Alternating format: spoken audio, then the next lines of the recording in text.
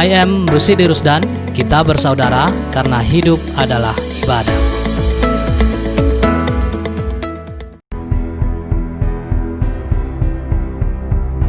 Pencalonan versus percaloan.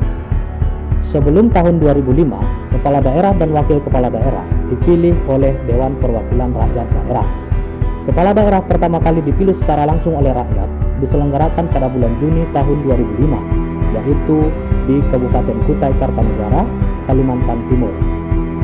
Sejak pemilihan kepala daerah secara langsung oleh rakyat, isu pencalonan gubernur, bupati, wali kota menjadi menarik.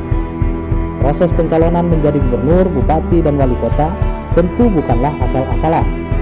Berdasarkan undang-undang, pencalonan gubernur, bupati, dan wali kota dapat melalui dua jalur. Jalur pertama adalah melalui jalur partai politik, dan jalur kedua adalah melalui calon perseorangan. Dari jalur partai politik, calon yang diusulkan oleh partai politik atau gabungan partai politik harus memenuhi persyaratan perolehan kursi paling sedikit 20% dari jumlah kursi DPRD atau 25% dari akumulasi perolehan suara dalam pemilihan umum anggota DPRD sebelumnya. Sedangkan calon perseorangan adalah seseorang yang didukung oleh sejumlah orang dengan membuat surat dukungan dan dilampiri kartu identitas. Syaratnya, persentase dukungan minimal 6,5% sampai 10% dari jumlah penduduk dan harus memenuhi sebaran dukungan minimal terdapat di 50% kabupaten kota untuk calon gubernur dan 50% kecamatan untuk calon bupati wali kota. Proses tahapan pencalonan perseorangan berawal dari penetapan jumlah minimum dukungan persyaratan dan persebaran oleh KPU. Setelah itu, KPU mengumumkan masa penyerahan dukungan. Kemudian, bakal calon menyerahkan syarat dukungan kepada KPU. Selanjutnya, KPU mencek jumlah dukungan dan sebaran, memverifikasi administrasi dan kegandaan dukungan. Kemudian, KPU melakukan verifikasi faktual selama 14 hari, yang kemudian dilanjutkan dengan melakukan rekapitulasi dukungan.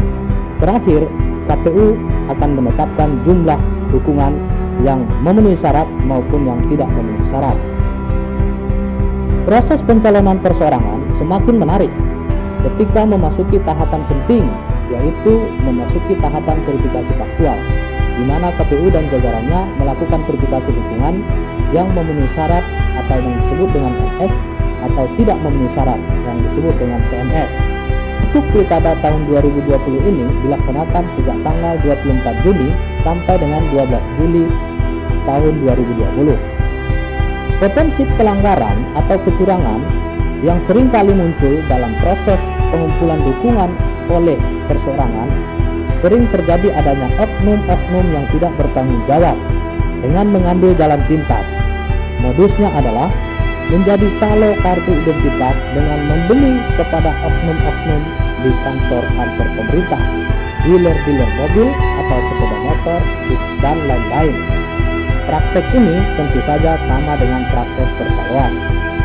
Bukan hanya sebatas itu, seringkali praktek percaloan ini berlanjut dalam proses verifikasi faktual, di mana oknum petugas di lapangan bisa dalam tanda kutip bermain mata dengan oknum tim penghubung calon perseorangan tertentu.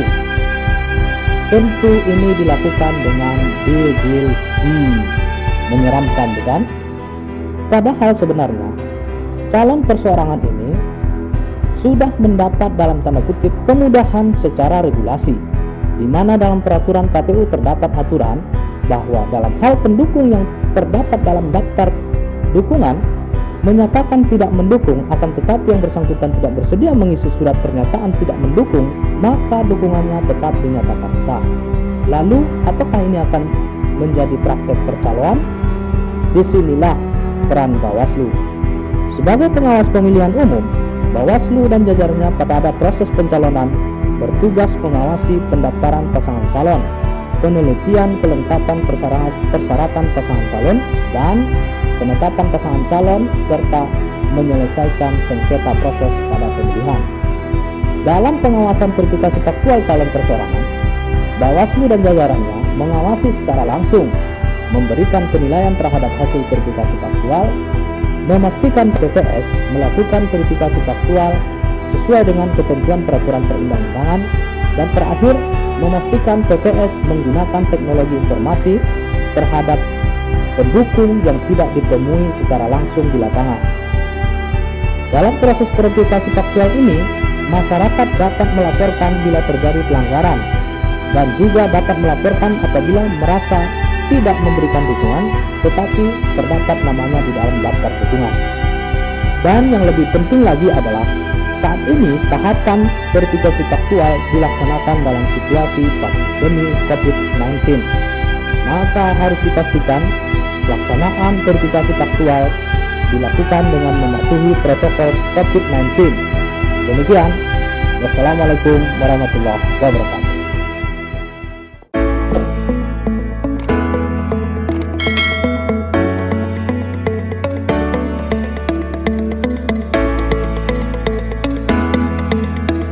I am Rusidi Rusdan, kita bersaudara karena hidup adalah ibadah.